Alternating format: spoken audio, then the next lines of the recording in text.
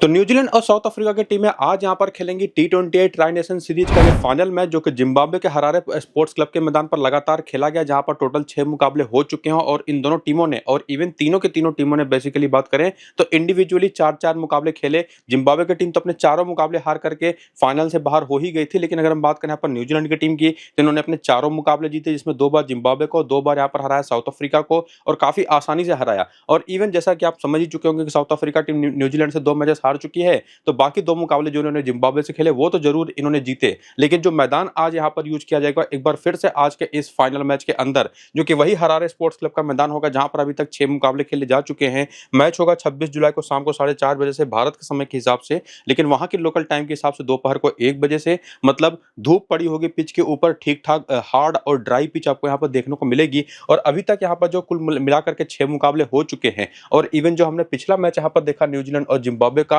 वहां पर clear cut हमको पता चला, ना सिर्फ देखने से बल्कि वहां पर कप्तान जो थे न्यूजीलैंड के, उन्होंने भी टॉस के टाइम पर कहा कि अब ये जो पिचेस हैं पूरी तरह से यूज की जा चुके हैं, 2-3 मुकाबले हर पिच पर हो चुके हैं। तो निश्चित तौर पर आज के इस मैच में जो पिच होगी वो पूरी तरह से स्लो एंड लो होने वाली है, जिस पर टॉस जीत करके न्यूजीलैंड की टीम ने यहाँ पर पहले बैटिंग करा। पिछले वाले मैच में 190 का स्कोर खड़ा किया 6 विकेट के नुकसान पर, और उसके बाद जैसा कि खुद कप्तान न्यूजीलैंड के कहा था उन्होंने कि जैसे जैसे मैच आगे बढ़ेगा पिच स्लो होती चली जाएगी। उसका नतीजा निकला कि जिम्बाब्वे की टीम से बैटिंग हुई ही नहीं, 130 के स्कोर पर वो टीम ऑल आउट हो गई, और उसमें भी 5 विकेट स्पिनर्स लेकर के गए, जिसमें से 4 विकेटें मिली ईस्ट सोडी को, जिन्होंने कमाल की बॉलिंग करी। बाकी एक चीज और जो यहाँ पर कॉमन देखने को मिली है हमको इस पूरे सीरीज के दौरान, वो रहे हैं पावर प्ले के ओवर्स। लेकिन एक चीज और जो देखने को मिली हमको पिछले वाले मैच के अंदर, कि पिछले वाले मैच में तो पूरी तरह से धूप निकली हुई थी, और उसकी वजह से भी पिच में जो क्रैक्स थे वो बड़े हो गए थे, और उसमें भी इसी वजह से पिच थोड़ी सी स्लो होती चली जा रही थी। लेकिन इसके पहले के मैचेस में आसमान में बादल भी होते थे थोड़े बहुत, और उसी की वजह से देखा जा रहा था, चाहे किसी की मैच का अगर पावर प्ले का पहला 6 ओवर देखें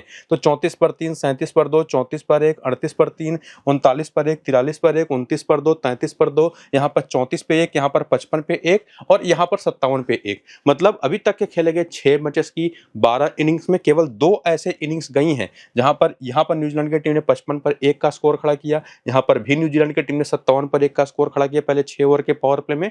बाकी सारे पावर प्ले के ओवर्स बॉलर्स के पक्ष में गए हैं, ये चीज हमको देखने को मिली है। तो आज भी हमको ये चीज देखना पड़ेगा इस मैच के स्टार्ट होने के पहले कि कितनी धूप निकली हुई है या आसमान में बादल हैं, वो तो हमको टॉस के बाद ही पता चलेगा, जो आपको मैं टेलीग्राम पर बताऊंगा। और बाकी अगर धूप निकली होगी तो निश्चित तौर पर कोई भी टीम टॉस जीत करके पहले बैटिंग ही करेगी, और उसमें यह भी देखना पड़ेगा कि जो पिच मिली है खेलने के लिए वो कितनी ज्यादा ड्राई है और कितनी ज्यादा क्रैक्स उस पर डेवलप हो चुके हैं, और या कोई फ्रेश पिच मिल जाए तो बात अलग है। उन सभी चीजों का अपडेट लेना बहुत जरूरी होगा। बाकी अगर आप देखें तो इन 6 मैच में स्पिन को 21 विकेट मिली, 11 पहली इनिंग में, 10 सेकंड इनिंग में, और पेस को 46 विकेट, 25 पहली इनिंग में, 21 सेकंड इनिंग में, और इन 6 में से 4 बार बैटिंग सेकंड करने वाली टीमों ने मैचेस जीते। स्कोर कार्ड आपके सामने है ही, पावर प्ले में क्या हुआ, ओवरऑल मैचेस में क्या हुआ, वो भी आप यहाँ पर देख चुके हैं। लेकिन अभी एक चीज जो देखना बाकी है, जो आपको मैं बोल भी चुका हूँ, कि एक तो वेदर कैसा रहेगा, साथ ही साथ पिच जो मिलेगी उसका नेचर कैसा देखने को मिलने वाला है, वो आपको मैं टेलीग्राम और व्हाट्सएप पर बताऊंगा टॉस के बाद, और उसकी बेसिस पर जो फाइनल टीम बनेगी वो भी आपको मैं टेलीग्राम और व्हाट्सएप पर ही दूंगा। तो दोनों को जाकर के ज्वाइन कर लीजिए।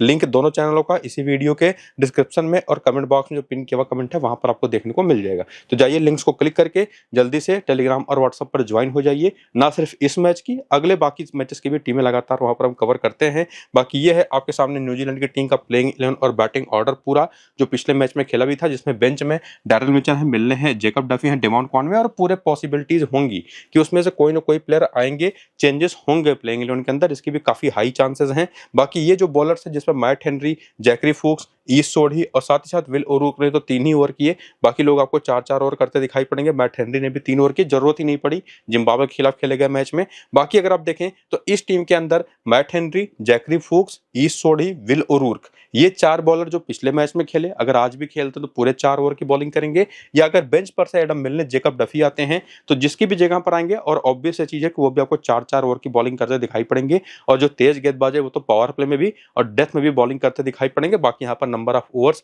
किसने कहां पर कितने किए वो भी आप यहाँ पर देख ही पा रहे, जैसे जेकब डफी और एडम मिलने का देख लीजिए, पिछले मैच में दोनों खेले थे नहीं, लेकिन उसके पहले मैच में जब खेले थे तो पावर प्ले में 2 ओवर और 2 ओवर आपको डेथ में बॉलिंग करते दिखाई पड़े थे। ये चीज आपको इस प्लेइंग 11 के फेस से यहाँ पर पता चली इसके साथ-साथ करियर के आंकड़े अगर आप देखना चाहें तो वो भी देख सकते हैं, जो कि उतनी ज़रूरी है नहीं, तो इसको हम स्किप करेंगे और आगे बढ़ते हुए रीसेंट फॉर्म देख लेते हैं। और रीसेंट फॉर्म में हम क्या देखते हैं कि इस सीरीज़ में तो कुल मिलाकर के 4 मुकाबले खेले ही गए, और उन चारों मुकाबले में से कुछ प्लेयर्स ने चारों मुकाबले खेले, कुछ ने 3 खेले, कुछ ने 2 खेले। तो उसमें क्या परफॉर्मेंस निकल कर के आई, उसके पहले भी कैसे फॉर्म में थे, उसको देखने के लिए टीम साइफर्ट की तरफ है। तो ये चारों मुकाबले खेले। 4 में से पिछले 2 मैच मुकाबले बैक टू बैक जबरदस्त गए हैं, 75 और 66 नाबाद की पारी। पहले 2 मैच में उतना खास कमाल कर नहीं पाए थे, लेकिन एक चीज़ जो देखने को मिली है, इनकी कंसिस्टेंसी वो काफ़ी लंबे समय से कायम है। और वहीं पर टिम रॉबिन्सन को 2 बार मौका मिला, एक बार 75 नाबाद की पारी, एक बार 10 रन की पारी, और दोनों बार एक्चुअली ये साउथ अफ्रीका के ही खिलाफ खेले हैं। और उसके बाद अगर हम बात करें तो रचिन रविंद्र तो बढ़िया फॉर्म में है ही, 63, 3 और 30 की 3 पारी है, 2 बार बॉलिंग करते हुए 1 विकेट भी है।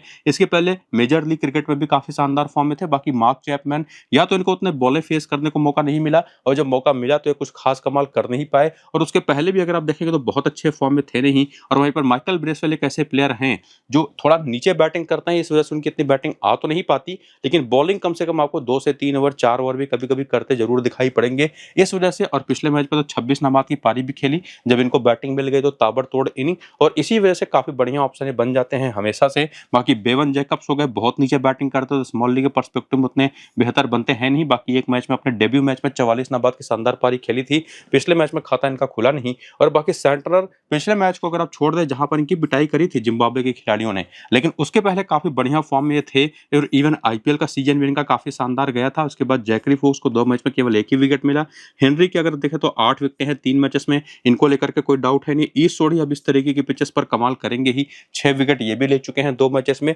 बाकी विल ओरूर्क उतने ज्यादा प्रभावी नहीं रहे हैं विकेट लेने के मामले में, खास करके बॉलिंग बढ़िया करी है, आप चाहे तो उनको भी ट्राई कर सकते हैं। बाकी यहाँ पर एडम मिलने हैं, जेकब डफी हैं, ये जब खेलते हुए दिखाई पड़े उसमें खास करके जेकब डफी, और डेवॉन कॉनवे भी एक हाफ सेंचुरी इसी सीरीज में लगा चुके हैं, और वो भी जिम्बाब्वे के खिलाफ। साउथ अफ्रीका के खिलाफ खेले गए 2 मुकाबलों में 1909 रन की पारी खेल पाए थे। ये बड़ी इंटरेस्टिंग चीज थी। बाकी आगे भी हम देखेंगे भी कि हेड टू हेड में ये लोग साउथ अफ्रीका के खिलाफ कैसा खेलते दिखाई पड़े हैं।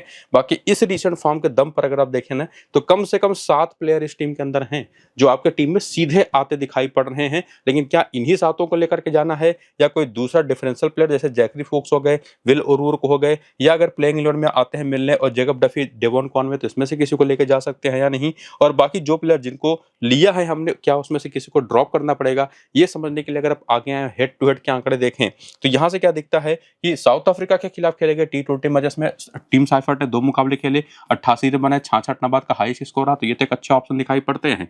टीम रॉबिन्सन ने भी एक मैच में 75 नाबाद की पारी खेली। बाकी रचिन रविंद्र ने एक मैच में 3 रन बनाया है, विकेट मिला नहीं साउथ अफ्रीका के खिलाफ।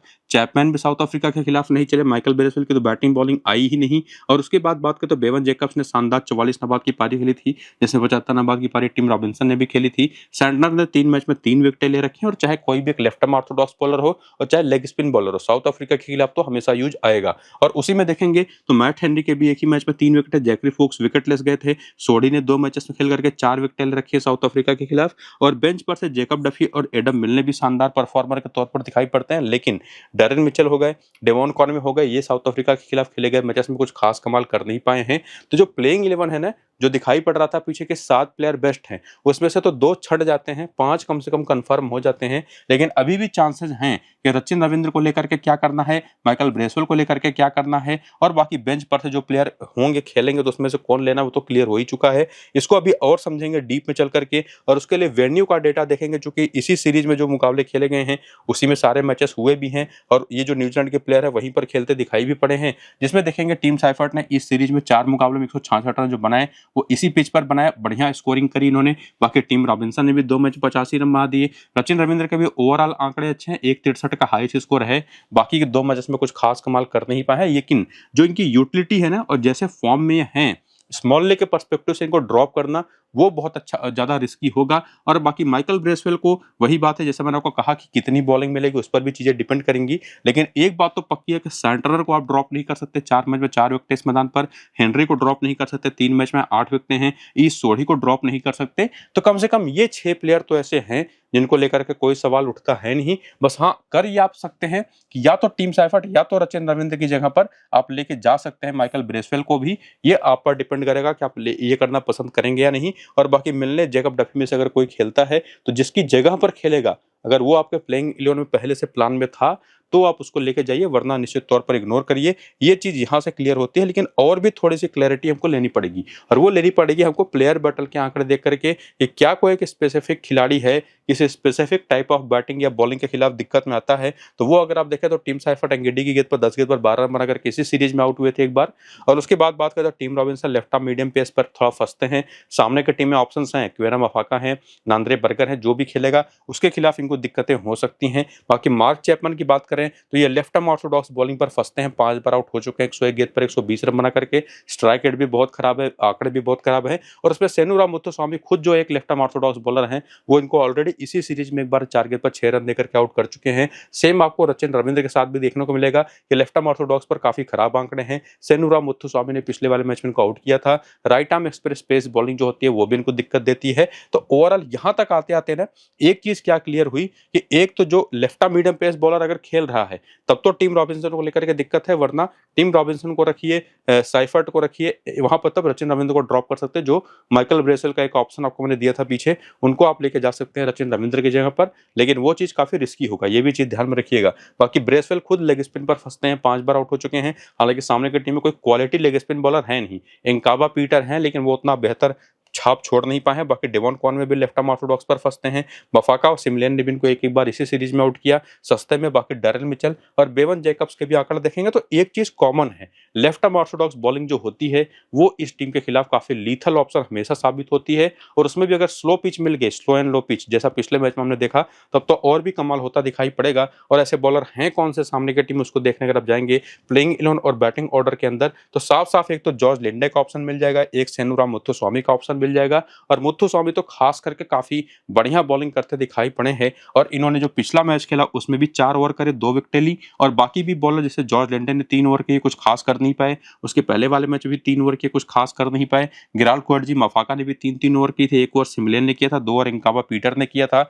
एंगीडी बर्गर और कॉर्बिन बॉश ये पिछला मैच नहीं खेले थे, उसके पहले वाला मैच खेले थे, लेकिन आज खेलेंगे, ये बात लगभग पक्की है। और ये तीनों अगर खेलते हैं, जिसमें से नांद्रे बर्गर को लेकर के आप डाउट कर सकते हैं, लेकिन फिर भी मुझे लगता है कि वो मफाका के जहां पर आपको खेलते दिखाई पड़ेंगे। तो मफाका बाहर जाकर के बर्गर अगर अंदर आएंगे तो आपको पूरे 4-4 ओवर की बॉलिंग। और ध्यान रखिएगा तब अगर ये तीनों बॉलर खेलते हैं तो 2 ओवर पावर प्ले के, 2 ओवर डेथ के करेंगे। और ध्यान रखिएगा उसमें से सेनुराम मुत्तुस्वामी और जॉर्ज लिंडे को देखना पड़ेगा कि उसमें से कौन खेलेगा। जो भी खेलेगा आपको मिडिल ओवर संभालता दिखाई पड़ेगा।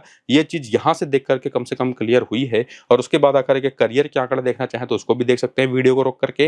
रीसेंट फॉर्म देखना चाहें तो आपको पता ही है कि न्यूजीलैंड के खिलाफ खेले गए 2 मुकाबलों में ये टीम हारी, बाकी 1-2 मुकाबले जिम्बाब्वे के खिलाफ जीती। और उसमें ओवरऑल जो परफॉर्मेंस रही, रेजी वांडरसन का केवल 1 मैच अच्छा गया, और उसी में रीजा हेंड्रिक्स का भी केवल पिछला मैच अच्छा गया न्यूजीलैंड के खिलाफ। रूबिन हरमन ने दो अच्छी पारियां इस सीरीज में खेली हैं, वो जिम्बाब्वे के खिलाफ बेहतर खेली है। बाकी दोनों मैचेस में ये फ्लॉप हो गए हैं, जो उनको अच्छी बॉलिंग का सामना करना पड़ा। बाकी डेवाल्ड ब्रेविस की बात करें तो उन्होंने 13 रन बाद 35 और 41 की पारी खेली है, जिसमें एक बार जिम्बाब्वे के खिलाफ, एक बार साउथ अफ्रीका के खिलाफ बेहतर खेल गए हैं, और एक बार खराब भी खेल गए हैं। और ज्यादा कोई प्रॉमिसिंग दिखाई पड़ा है तो वो डेवाल्ड ब्रेविस ही दिखाई पड़े हैं इस पूरी बैटिंग ऑर्डर के अंदर। और उसमें लुहान डी पिटोरियस ने केवल एक अच्छी इनिंग 27 की जो खेली थी ओपन करते हुए, वो न्यूजीलैंड के ही खिलाफ खेली थी, तो इनको लेकर के जा सकते हैं। यानी बाकी एंडिले सिमलियन ये तो 1 ओवर या 2 ओवर ही कर रहे हैं, जिसमें पिछले मैच में 1 विकेट मिल भी गया था। स्मॉल लीग के पर्सपेक्टिव उतने बेहतर बैठते नहीं। बाकी पिच हमको देखना पड़ेगा, अगर स्लो एंड लो पिच होती है तब तो सेनुराम मुत्तुस्वामी को लेकर के कोई डाउट है ही नहीं, खास करके अगर प्लेइंग 11 में खेलते हैं। और तब जॉर्ज लिंडे को लेकर के भी कोई डाउट होगा नहीं। और उसमें जॉर्ज लिंडे के साथ एक प्लस पॉइंट ये आता है कि इनकी बैटिंग लगभग हर मैच में आ जाती है, और जब इनकी बैटिंग आती है तो अब ये पारियां भी अच्छी खेलते दिखाई पड़ते हैं। 23 नबाद और 30 रन की ये पारी। और ध्यान रखिएगा ये जो 23 नबाद और 30 रन की इनकी पारी है ना, वो साउथ अफ्रीका की न्यूजीलैंड की ही बॉलिंग के खिलाफ आई है। और निश्चित तौर पर बॉलिंग करते हुए तो विकेट नहीं निकाल पाए हैं, लेकिन अपने बल्ले से उतने रन इन्होंने बना दिए हैं कि काफी आपको पछताना नहीं पड़ेगा इनको टीम में लेने के बाद। तो वो यूटिलिटी ये लेकर के आते हैं। बाकी आपको मैं बता चुका हूं कि पूरे चांसेस है कि मफाका बाहर बैठे, पीटर बाहर बैठे, कॉर्बिन बॉश, नांद्रे बर्गर और एंगीडी टीम के अंदर आए। और ये भी चीज आपको मैं क्लियर कर चुका हूं कि अगर ये तीनों प्लेइंग 11 के अंदर हैं तो उसमें से कम लुंगी एंगीडी और कॉर्बिन बॉश तो 100% आपके टीम में आएंगे। नांद्रे बर्गर को भी आप ट्राई कर सकते हैं, जिनके 2 मैच में 2 विकेटें हैं। लेकिन चूंकि हमने ऊपर से स्लो एंड लो पिच अगर हुई तब तो हम जॉर्ज लिंडे के साथ जाएंगे, वरना अगर पिच ठीक ठाक हुई तो बर्गर के साथ जाएंगे। तो 6 से 5 प्लेयर, 5 से 6 प्लेयर तो पक्के हो गए हैं। लेकिन क्या इन टॉप ऑर्डर के तीनों बैटर्स को एक्चुअली हमको ड्रॉप करना है, इसको थोड़ा सा और समझेंगे। और जिसके बारे में हमने ये तय कर लिया रीसेंट फॉर्म देख करके कि वो बेस्ट होंगे, उनमें से किसको लेना या ड्रॉप करना है, उसके लिए आएंगे हेड टू हेड के आंकड़े देखेंगे। तो न्यूजीलैंड के खिलाफ खेले गए मैचेस में रेजी वान एंडरसन के 2 मैच में केवल 20 रन है, लेकिन वहीं पर रेजा हेंड्रिक्स के 2 मैच में 57 रन है। पिछले मैच में 41 की पारी खेली।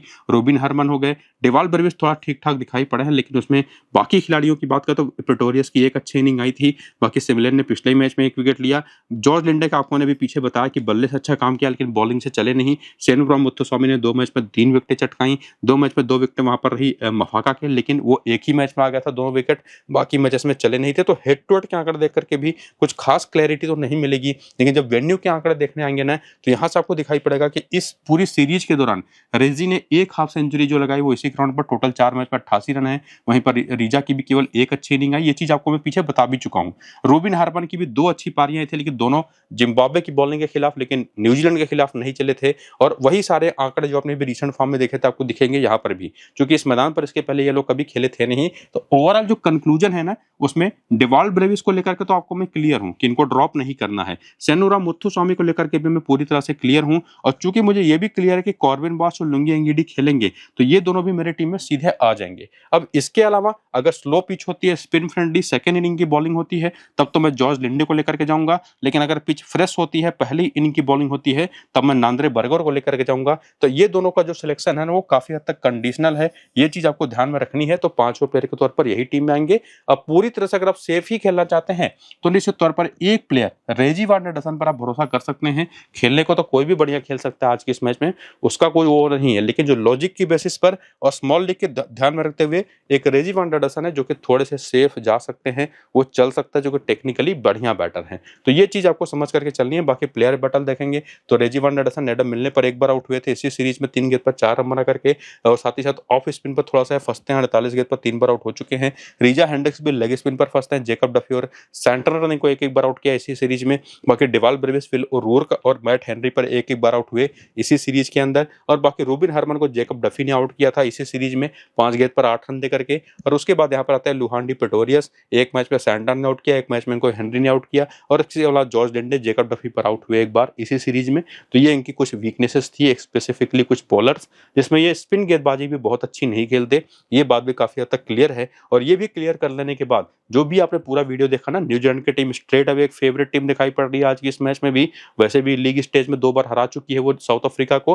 तो जो कप्तान है, बस कप्तान के जो कॉमन नेम है ना, वो न्यूजीलैंड के ही आपको देखने को मिलेंगे ये दोनों। लेकिन उसमें डेवाल ब्रेविस है, मैट हेनरी है, रेजी वान एंडरसन है, जिनको डिफरेंशियल प्लेयर्स के तौर पर एज ए कैप्टन और वाइस कैप्टन आप ट्राई कर सकते हैं। और फिलहाल के लिए ये स्मॉल लीग की टीम बना करके सेव कर सकते हैं। लेकिन जो फाइनल टीम बनेगी उस पर आपको काफी हद तक डिपेंडेंट रहना है। वो टॉस के बाद, पिच को देखने के बाद ही बन पाएगी। वो आपको मैं टेलीग्राम और व्हाट्सएप चैनल पर दे दूंगा। लिंक टेलीग्राम और व्हाट्सएप का इसी वीडियो के डिस्क्रिप्शन में और कमेंट बॉक्स में जो पिन किया हुआ कमेंट है वहां पर मैंने ऑलरेडी दे रखा है। तो जाइए, लिंक्स को क्लिक करके टेलीग्राम और व्हाट्सएप पर ज्वाइन हो जाइए, और ये वीडियो शुरू से अंत तक पूरा देखिए। बाकी टेलीग्राम को ज्वाइन ना करना या करना वो ऑप्शनल है, तो इसको यहाँ पर करेंगे। फिलहाल खत्म, चलते हैं, नमस्कार।